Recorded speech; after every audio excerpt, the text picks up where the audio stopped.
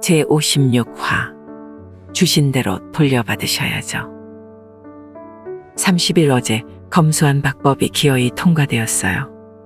국힘당 의원 전원이 표결에 불참한 가운데 어차피 거대 의석 민주당을 막을 재간이 없으니 예견된 참사가 일어났다고 봐야 하지만 그동안 검수완 박법의 거품까진 물진 않더라도 단호하게 반대하는 입장을 보인 몇몇 민주당 의원들이 그간의 입장문 모조리 쌩까고 찬성표를 던지는 바람에 이들의 명단은 우리가 꼭 기억해서 역사에 남겨놓아야 한다는 애국 누리꾼들의 지적이 잇따랐습니다.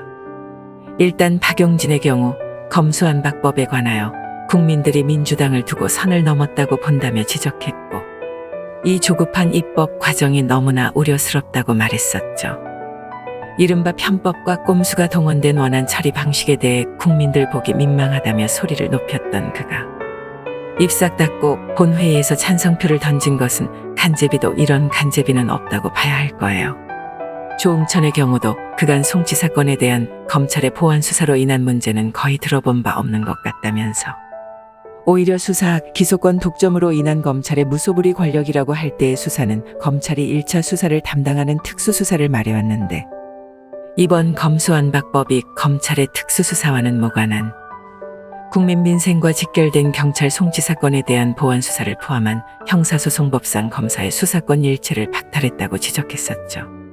스스로 소심파인 척했던 조응천도 본회의에서 찬성표를 던졌으니 남자 새끼가 최소한 고안은 떼고 오라고 하고 싶네요.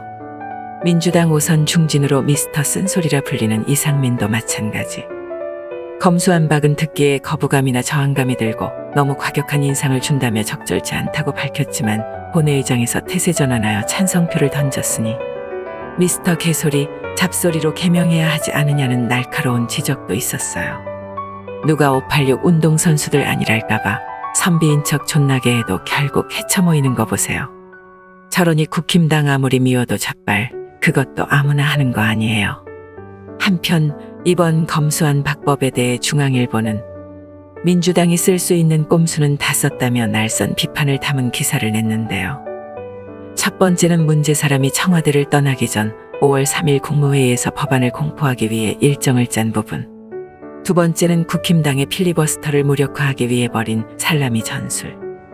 세 번째는 당일 새벽에 졸속 처리된 법안을 충분한 숙고 없이 곧바로 본회의에 상정한 부분.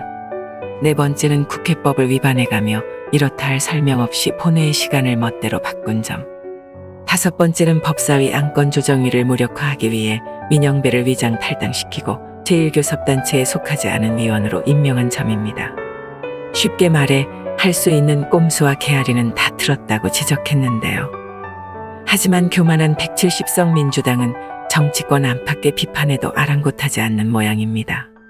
한편 이렇게 제멋대로 법을 해석하고 무리하게 추진한 민주당이 또 하나의 꼼수를 준비하고 있는데 바로 5월 3일 검수완 박법의 마지막 절차인 국무회의입니다. 정권 내내 칭찬받을 일에는 누구보다 나서고 비판받을 일에는 시발 코빼기도 안 보이던 문제 사람이 자신이 직접 검수완 박법을 공포하는 것에 정치적 부담을 느낀다며 오전 10시로 예정된 일정을 당일 오후나 다음날로 연기하는 방안을 검토한다고 하는데요. 그렇게 되면 국무총리인 김부겸이 이 비웅신 같은 악법의 최종 공포자가 되는 희생을 하게 된다고 하네요. 좌파 여러분, 저 편협하고 무능하며 비겁하기까지 한 문제 사람을 위시한 민주당이 진심으로 그렇게 좋으신가요? 여러분의 터진 정신머리로는 절대 끌어안을 수 없는 국힘당을 지지하진 못해도 저렇게 대놓고 국민들을 개돼지 취급하고 내로남불을 일삼는데 저 몰골들이 좋으시냐고요. 저는 제 신념과 철학이 굳이 아니더라도 비위가 약한 편이라 오랫동안 저들을 보고 있지도 못합니다. 그래서 한편으로는 여러분들이 참 대단하다고 느껴요. 국힘당과 국민은 한 입으로 두말하는 저 비웅신 세 마리와 앞서 언급한 5가지의 꼼수를 기억할 겁니다. 머리 나쁜 아이에게는 때론 이론보다는 체험 학습이 효과적이니까요. 아유, 주신 대로 돌려받으셔야죠.